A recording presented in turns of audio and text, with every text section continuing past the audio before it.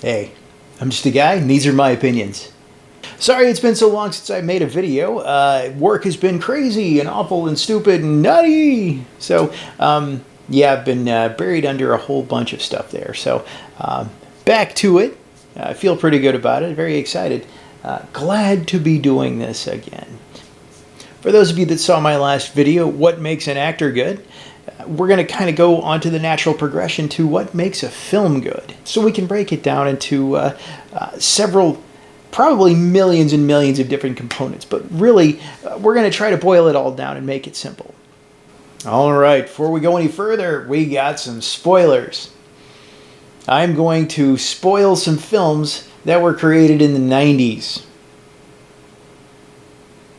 If you haven't seen these films, which you've had 25 or 30 years to actually see, they're going to get spoiled here. Just FYI in that. Anyway, yeah, just letting you know, there's going to be spoilers.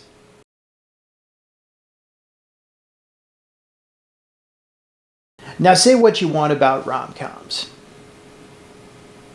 Their stories are written to be easily followed, and they're fairly predictable, with just enough twist to appropriately raise the emotional stakes. All right? The end result of this form of storytelling is the social equivalent of a deep, contented sigh. So let's look at As Good as It Gets. Jack Nicholson, Helen Hunt. Jack Nicholson plays a writer named Melvin Udall, and he's a writer of romantic trash novels. And he's like a really prolific writer, and his work is well loved. Helen Hunt plays a waitress who is very polite to him in a restaurant every time he goes to it. Now, Melvin Udall's arc in the story is one of a guy who isolates himself from a world that he just doesn't feel a part of. And for better or worse, he has a little connection to it. And kind of no real need for it. And really, I mean, this is a result of what is described in the film as rather severe obsessive-compulsive disorder, which is actually a thing. It's not just what people say they, I have OCD. No, this is actually a legitimate psychological issue that people do suffer from. If you want to see me, you will not do this. You will make an appointment. Dr. Green, how can you diagnose someone as an obsessive-compulsive disorder and then act as though I had some choice about barging in? There's not going to be a debate. You must... You said you could help me. What was that? A tease? I can help you if you take responsibility to keep regular You changed the room appointment around. 2 years ago. I also regrew my beard, but you're not interested in changes in me. So it's like I don't have this mountain of available time. And his mechanisms for protecting himself have made him a bit of an abrasive, acerbic, and, well, he's pretty mean and kind of a hurtful guy. He has become a guy with no focus beyond his own needs and wants, and he's deeply resentful of anything that would stand in the way of his own needs and wants. 2 o'clock would be a good time, and here is the key in case he is asleep. Open his curtains for him so he can see God's beautiful work. And he'll know that even things like this happen for the best. Where do they teach you to talk like this? In some Panama City sailor want a hump bar? Or is this getaway day and your last shot at his whiskey? Sell crazy someplace else. We're all stocked up here. Helen Hunt's character, Carol Connolly, she's a good mother. She's a hard worker. And she's doing her best to hold her fragile world together. What's wrong with your son? Yeah. What do you care?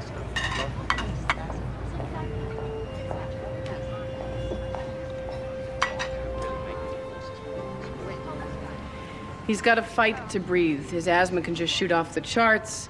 He's allergic to dust, and this is New York, so his immune system bails on him whenever there's trouble, so an ear infection... Is this bothering you? No. So Simon Bishop, played by Greg Kinnear, he's kind of a connection point for Melvin and Carol. his arc involves trying to restart his life after a failure and after suffering a tragedy of his own. Go away. Look, this cleaning lady doesn't... Please just leave! What happened to your queer party friends? Get out of here!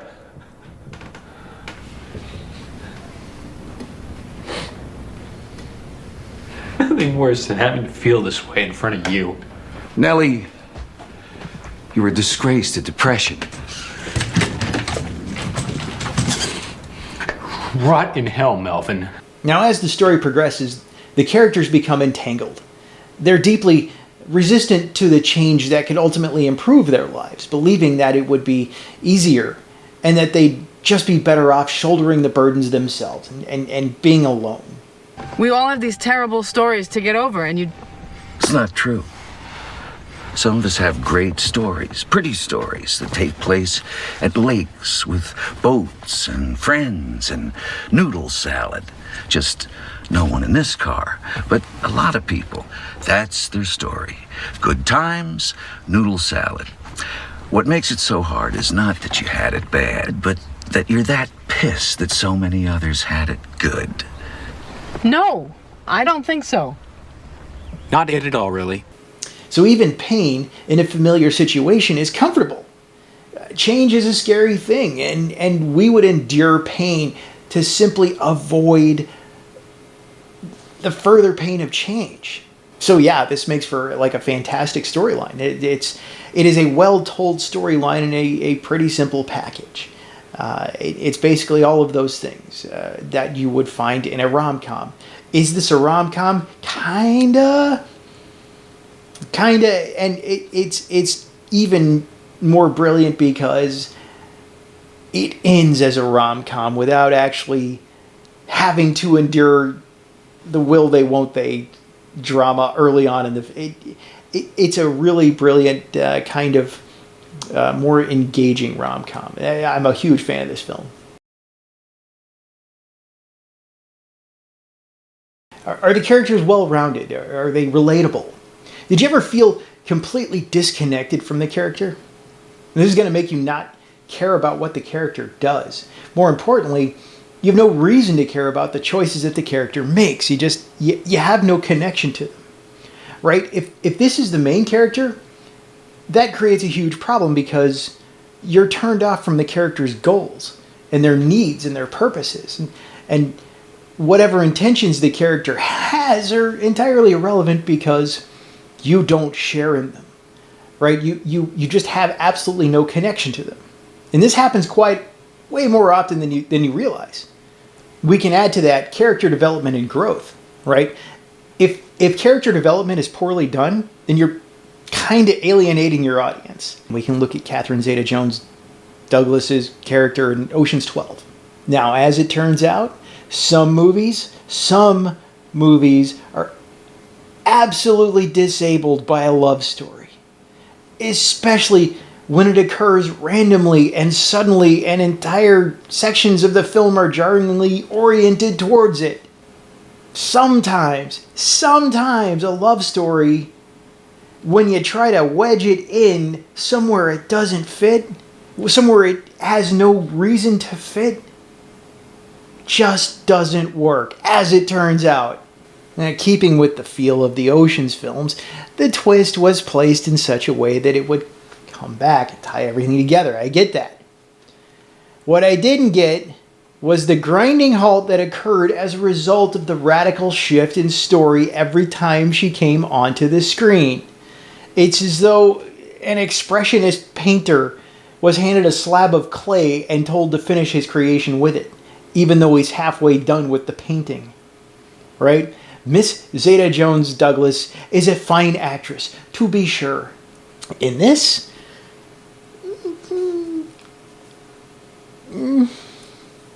so I couldn't quite pin down what her accent was. So named for the small onyx figurines he leaves behind to taunt us, the Night Fox must be considered our #1 priority. His string of high-profile crimes are an embarrassment to our branch, to our entire profession. We need more than traditional resources to pursue thieves like the Night Fox. There were scenes where she went absolutely maudlin. I couldn't figure out the choices she was making. Also, she's a bit of a two-dimensional overactor.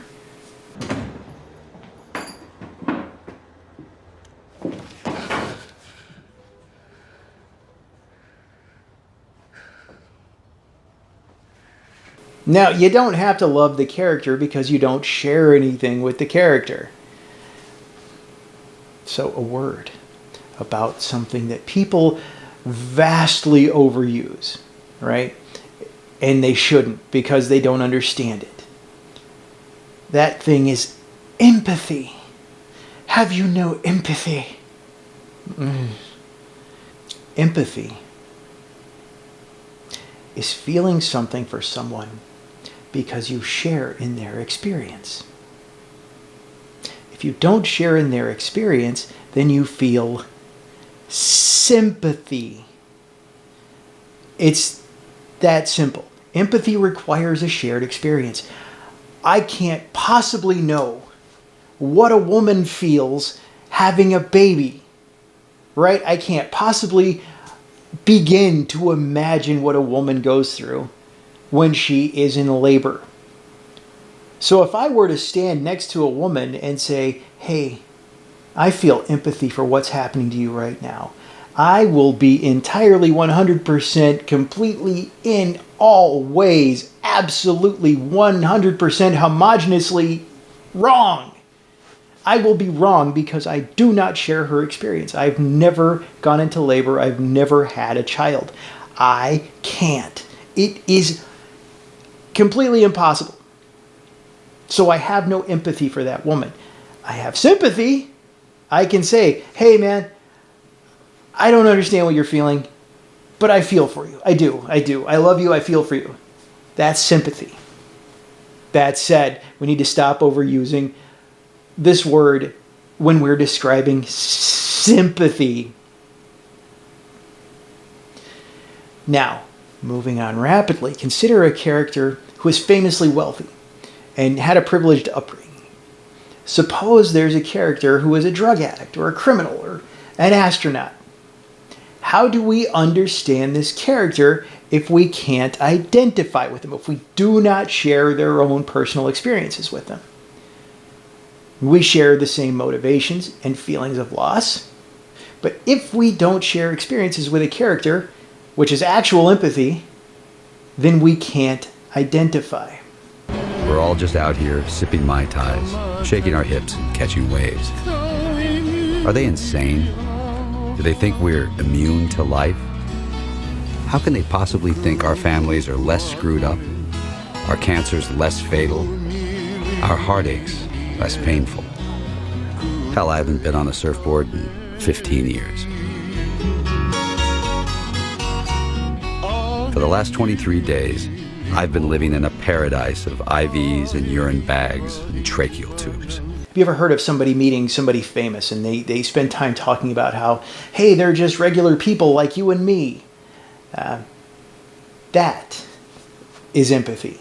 When you can find something that you do share with them, then you can begin to understand them. Now, with all of that said, I think it's on the writer to kind of bring us into that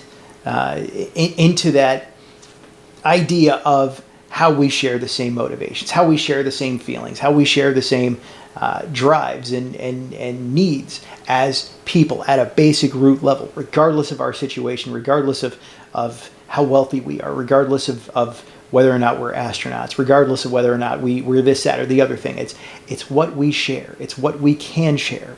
And I think that as being creatures with the capacity for empathy, I think that is how we are reached. One of the greatest examples, I believe, is Robert De Niro's portrayal of Vito Corleone in The Godfather 2.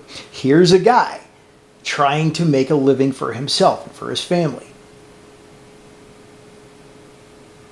Right? Here's a regular guy, just a working class guy. We see that. We see ourselves in his shoes. We see him in our shoes. And this is why it's compelling. This is why it's a great example, because he was us until he begins to see opportunities. And this is where he starts to diverge from the path.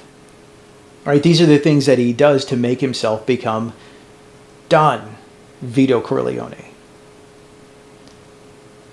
Godfather. And you identify with him because you've possibly lived his life to this point. You've spent this long getting to know him and realizing you're cut from basically the same cloth. He's one of us, and that's why this is such a good story, and this is why you want more of it, and you want him to win. Eh? Un cane a prestare. Sto cazzo! Sto cazzo! Sto cazzo sì, che stanno a casa come un ordine a mia mano di comando. Oh, poi stare attenta come parli con me, capiste? Ma se noi con una cosa un tocco lo sa quando ti manda a sbattere, andate a farci volare, non mezzo della strada, andate a basta. We don't always agree with his decisions because, I mean, honestly, at the end of the day, he's a bad guy. He's a criminal. And he's in charge of criminals.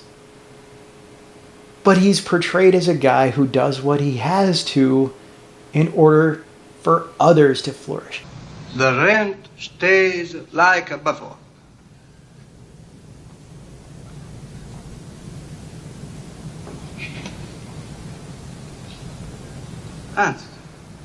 Anzi, ci levo 5 scuole ci levo, va bene? 10 ce ne levo, Don Vito. 10. Grazie. Ci posso offrire qualche cosa? Una tazza di caffè. Ma io volissimo. Non voglio caffè. Hai un appuntamento. È tardi, non posso stavolta. Appena. Wonderful storytelling. And that's I believe one of these seminal things that really makes a great film.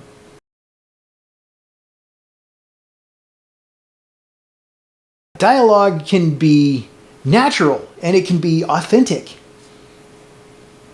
And it can flow just as simply as a conversation. Hi, how you doing? I'm doing great. How are you? It can flow that easily. Then we have exposition. When we expose things, we expose the plot, we expose everything that's happening in the story. In a very compressed amount of time, we take all of these facts and we spit them out. It's a rather slippery slope to have one or the other, dialogue or exposition. And progression of the story will sometimes come at the expense of natural conversation. This is a problem because the dialogue becomes clunky and it becomes forced and it doesn't sound like dialogue. It sounds like a really convenient way to explain what's happening, and it's exposition at the cost of dialogue. For instance, Suicide Squad. You notice these are criminals? They're psychotic, antisocial freaks. It makes no sense. Now, this dude explains a lot over the course of about a minute. Illustrates the problem with the individuals being assembled for the team. Let me hit the tier 1 units and I'll build your team of pipe hitters who'll do anything you can dream up. I mean, you need real soldiers, not these scumbags. He gives background about himself and his ability to get things done. And he's creating legitimacy for the character and why he's allowed to give voice to his opinion and why his opinion should matter to everyone involved. He reinforces his opinion about the individuals being assembled for the team and delegitimizes them as not real soldiers. In World War II, the U.S. Navy made a deal with the Mafia to protect its ships on the waterfront. Well, then the commander gives background about the government colluding with the Mafia during World War II. This ain't World War II. It's World War III. So this illustrates that this is a dire moment, and dire moments call for out-of-the-box solutions. It creates legitimacy for the person speaking as one who has free reign to make decisions. What are you really up to? It's a need to know, and all you need to know is you work for me. I can change with a phone call. I have friends too, you know. For the sake of moving forward, the dude asks the commander what she's really up to. Moving on rapidly, the commander explains using the dreaded need-to-know line and further explains the pecking order, thereby exerting her will as the one in charge. He reinforces his own legitimacy as potentially one who matters to the higher-ups, his boss's bosses, and them that might have influence over them. His posture even squares him up as a challenger to the commander. There you go. Call. But without you minding her, your lady friend stays here strapped to a board in a drug-induced coma. And she further asserts her will by challenging his. She's presenting consequences to his actions and his behaviors. They warned me about you. The dumbass didn't believe the stories.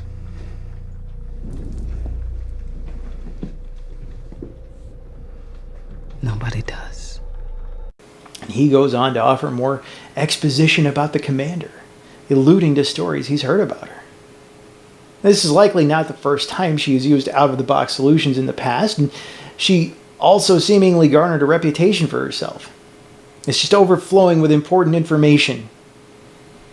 And I think I can way more easily sum it up with this. Is this Alice's limo? No, it belongs to Frank Sharp, head of Sharp Records. Good friend of Alice's. Wow, that's like way bigger than a normal-sized car. Well, it has to be. He drives everywhere. Hates to fly. He's going across the country right now to look for new acts assigned to his label.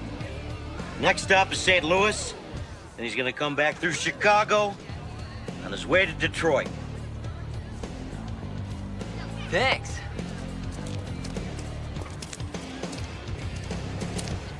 You know, for a security guard, he had an awful lot of information, don't you think?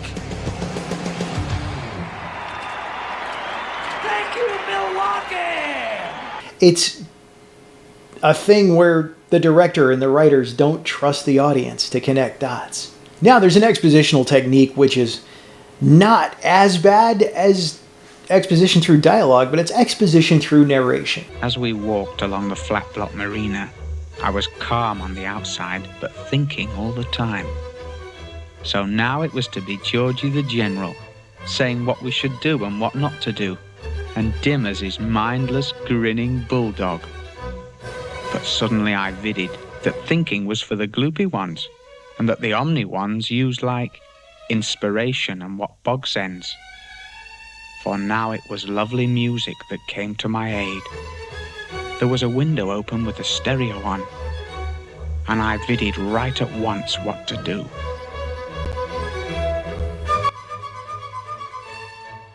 Stanley Kubrick's Clockwork Orange.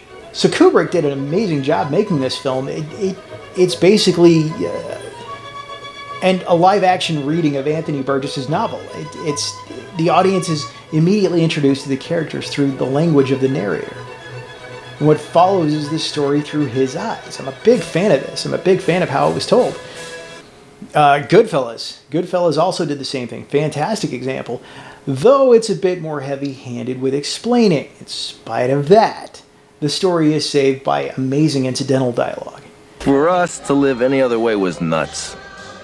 To us, those goody-good people who worked shitty jobs for bum paychecks and took the subway to work every day, worried about their bills, were dead. And they were suckers. They had no balls. If we wanted something, we just took it. If anyone complained twice, they got hit so bad, believe me, they never complained again. It was just all routine, and you didn't even think about it. I can never hit a number. Now, I'd be remiss if I didn't mention Reservoir Dogs at this point. Now, Reservoir Dogs didn't give exposition through dialogue too terribly much. I mean, it was peppered in here and there. But it was very spaced out. It wasn't one big boulder of exposition dropped into the middle of a story.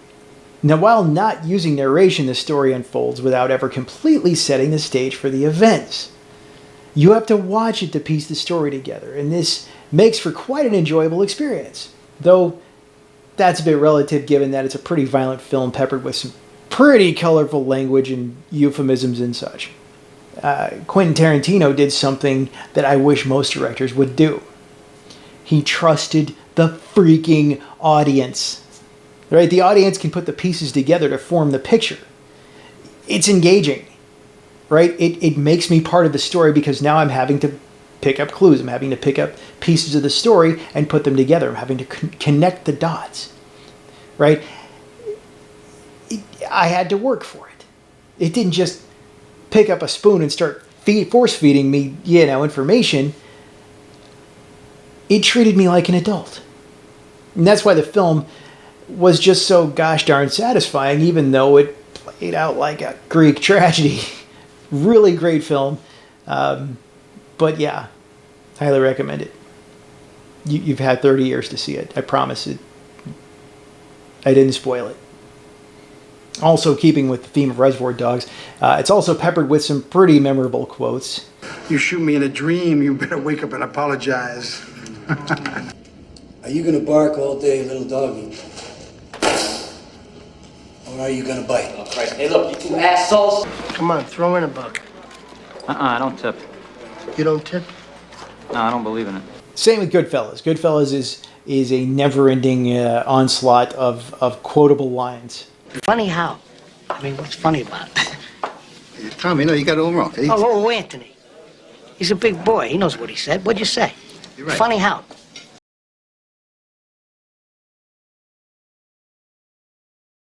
Stunning visuals are great for films, though they're not wholly the point of the film. However, when they're combined well with various other elements, you can have a rather brilliant artistic achievement. The use of color and lighting as well. I could and likely will make an entire video and or videos about this very subject. It's a very technical and extremely nuanced area of filmmaking that really creates a signature for directors. Wes Anderson. His color palettes are enormously distinct. Stanley Kubrick. Kubrick is very well known for his photographic composition, most notably his framing. The Coen brothers. Masterful use of lighting. Many of their films are shot in noir style. One of their greatest scenes, I believe, though there are many of those, is the shootout in the hotel. They use practical lighting throughout the entire scene to create the feel of uncertainty and anxiety.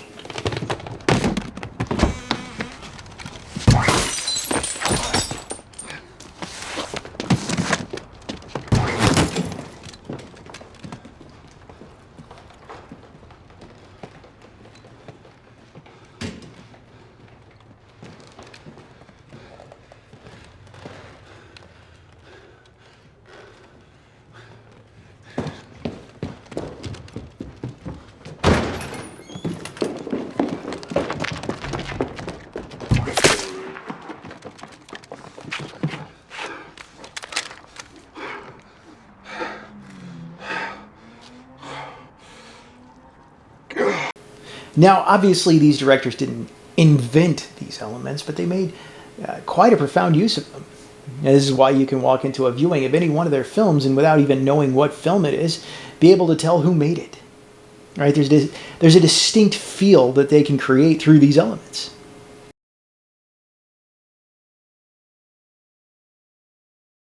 It's very notable, but it's rarely remarked upon. Which is a shame because it creates a mood. It sets a tone and can tell the story. Now, this doesn't mean that every shot has to be a cinematic triumph, because honestly, I mean, telling the story in a way that the audience understands and appreciates is the cinematic achievement. Sometimes the most important part is to let the scene breathe and to capture that in the lens. Going back to exposition, if we combine the camera work with the narration to drive the story, we can construct a scene that easily gets away with wedging exposition into the dialogue. Right? David Fincher is a master of this technique, notably because he trusts the audience to not need a lot of hand-holding where explanation is concerned. So let's look at this scene in Fight Club. I mean, let's completely break it down. The lighting even points you in the direction all eyes are pointing to. His eyes are clearly not pointed in the same direction as everyone else. Pan right, focus Marla. Collapse, foreground, over the shoulder Jack. She smokes and drinks her coffee. Chick, Marla Singer, did not have testicular cancer. She was a liar. Left to right, Dolly. Focus on back of speaker's head. Pan left to Marla. Focus and collapse. She had no diseases at all. Shortness of breath. I had seen her at Free and Clear, my blood parasites group Thursdays. Then at Hope, my bi-monthly sickle cell circle. Whip pan right to Jack. Wide shot to keep everyone in the shot in focus. Him notably standing out, looking vexed. Eyes out of step with everyone else. And again it seized the day. my tuberculosis Friday night. Left to right dolly, Jack's white shirt stands prominent, stop on the back of Jack's head. He states that it is a tuberculosis group. Marla, the big tourist. Her lie reflected my lie. And suddenly, I felt nothing. I couldn't cry. So once again, I couldn't sleep. Exposition and narrative works in this scene for a couple of reasons. It's not just dumped out suddenly without any context. Right? The context is Jack expressing how he sees her as an enemy because she inhibits his feelings and his ability to surrender emotionally to things he would otherwise not be able to express at all. Right? Not only is she an enemy, but she's a reflection of who he is. Presuming that they share common motives for attending these groups, he sees his reflection in her. And what he sees horrifies him. It disgusts him. There's nothing so awful and despicable as our own reflection when we're lying. Right? We see the lie, and it horrifies us. So it's in this indignation-laden monologue that this exposition becomes an interesting narrative that has context and substance and moves the story forward in a far more intriguing way than we could ever imagine. We don't notice that it's doing that. That's how good it is. That's kind of the key to it. That's kind of the point of it. It moves us forward, but we don't even realize it. We don't feel the car moving. It's that smooth a ride.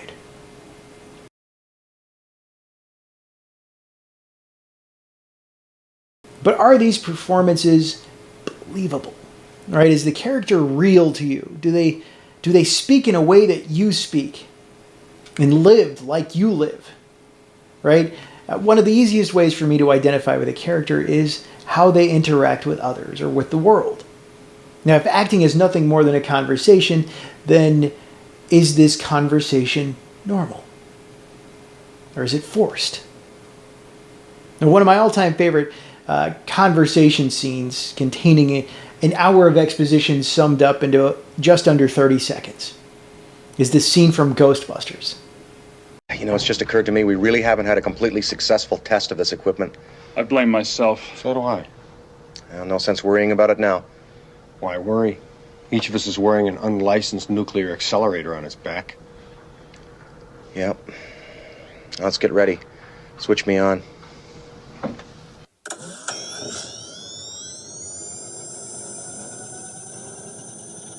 So there's no grand pronouncements, no trying to be the star of the scene. It's just three guys carrying on a conversation in a moment of extreme urgency about something potentially catastrophic.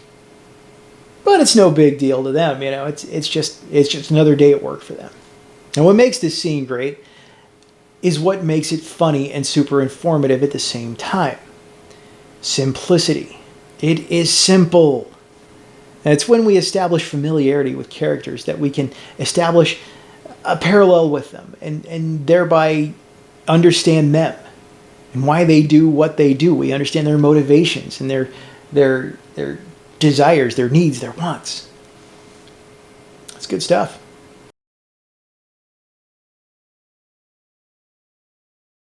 Are the cast members good together? Now, this scene is a great example of chemistry. I always say, let it lie. Want to spend a night in a motel? You see what I did? I didn't let it lie. Harry. I said I would, and then I didn't. Harry. I went the other way. Harry. What? We are just going to be friends, okay? Great, friends. It's the best thing.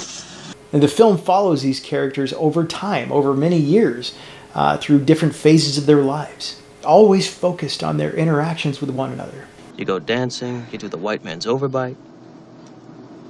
And over the course of the movie, Harry and Sally's relationship with one another has netted several benefits. And because they're so different, they each bring mystery to their relationship, one intriguing the other and vice versa. Oh, no. But I would be proud But I would be proud to partake to partake of your pecan pie. Of your pecan pie. Pecan pie. Pecan. Harry's self-confident, optimistic attitude has helped Sally overcome her reluctance to be outgoing, and Sally's introspection and intuitiveness keeps Harry grounded in a reality that he seems to resent but knows that he ultimately must occupy. Planning. Of course not. You're out the door too fast. I think they have an okay time. How do you know? I mean, how do I know? I know. Because they... Yes, because they... This combination results in an emotional journey filled with spontaneity and freshness. And the problem is that they reject each other romantically for the sake of platonic friendship. Is that men and women can't be friends because the sex part always gets in the way. That's not true. I have a number of men friends and there is no sex involved. No, you don't. Yes, I do. No, you don't. Yes, I You do. only think you do. You're saying I'm having sex with these men without my knowledge? No, what I'm saying is they all want to have sex with you. They do not. Do too. They do not. Do too. How do you know?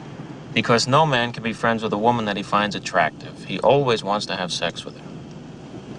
So you're saying that a man can be friends with a woman he finds unattractive? No, you pretty much want to nail him too. What if they don't want to have sex with you?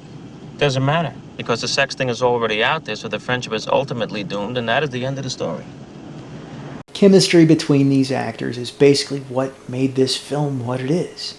If you were coming into adulthood in the 90s, as I did, this film vastly affected human relationships moving forward because it said all of those emotions we feel about the opposite sex and what we're looking for in someone else. It really made a pretty large market share out of chemistry.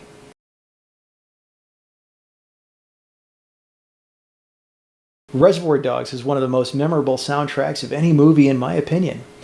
I went out and got the CD after seeing the movie solely on the strength of Little Green Bag and the impact that the opening credits scene had. Followed by Edison Lighthouse's Love Grows Where My Rosemary Goes, as K. Billy's super sounds of the 70s weekend just keeps on trucking.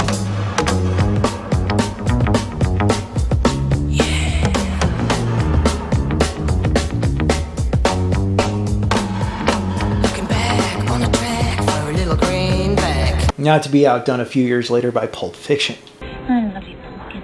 I love you, honey bunny. Everybody be cool, this is a robbery! Any of you fucking pricks move! And I'll execute every motherfucking last one of you!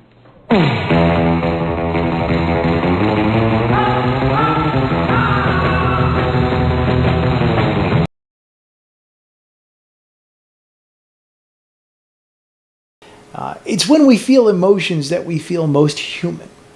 And that's the beauty of art. It causes us to feel things in a moment. It sends us right up to that point where our physical is impacted by our mental. Whether it's a story in a book or a masterpiece in a museum or a piece of music or a film.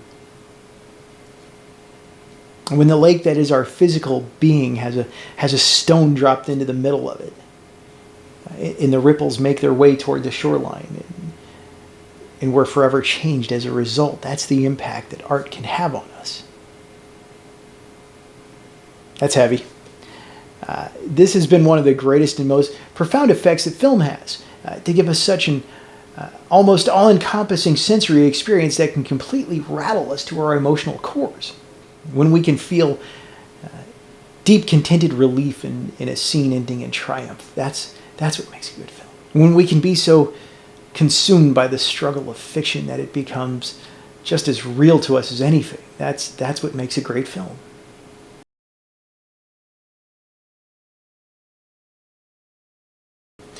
Some people will make the argument for this. I personally don't subscribe to this sort of subjective pronouncement of good and bad. I believe it's important to explain that my narrative is more to foster an environment of becoming a more involved critic, more informed critic, a more engaged critic, as opposed to hearing and accepting as law the judgment of a single arbiter of what is good and what isn't. Now, I say this as a guy giving a good versus bad critique of films.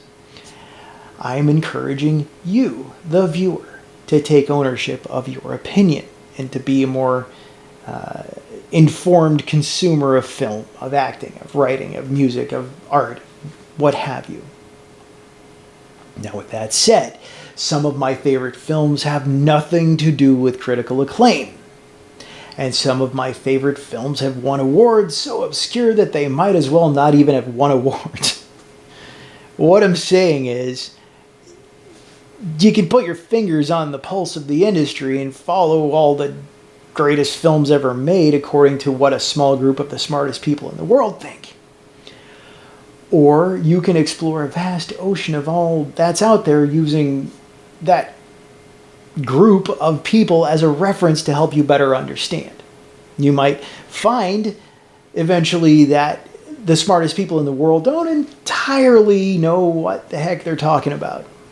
Again, objective viewpoints are a good reference, but I don't trust any industry to make an objective recommendation.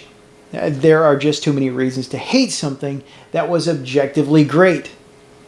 Right? If Colonel Sanders sits at the top of the council of fast food restaurants, who do you think is going to get the bulk of fast food recommendations? Well, it's certainly not going to be Burger King or Wendy's. Independent film, when it was like in the 90s when it was booming, independent film was so frowned upon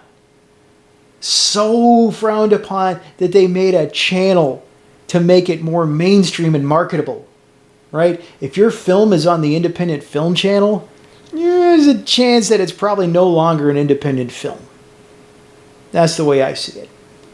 And all I'm saying is, enjoy the medium and form your own opinions, right? Take a film course or a script writing class or something, right? Watch your favorite films and try to determine why they're your favorite films and why they have had such a profound impact on you. And all I'm saying is, be critical of what you're told is good, because you might discover that you full-throatedly disagree with that. And these are my opinions. What do I know? Again, face for radio, stupid haircut, you know. I'm just a guy. And these aren't rules. And I'm in no position to make rules. I'm an unemployed actor. I'm an unemployed filmmaker. I'm an unemployed musician. What do I know? You know, I'm an unemployed writer. All of these things. I don't know. But I know enough to make an opinion based on years of informed education, observation, and tons of research on the subjects. So, thanks for watching. Leave comments, disagree with me, whatever. Be engaged, though.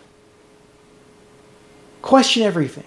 Be in charge of your life. Tell someone you love them. Have a great day.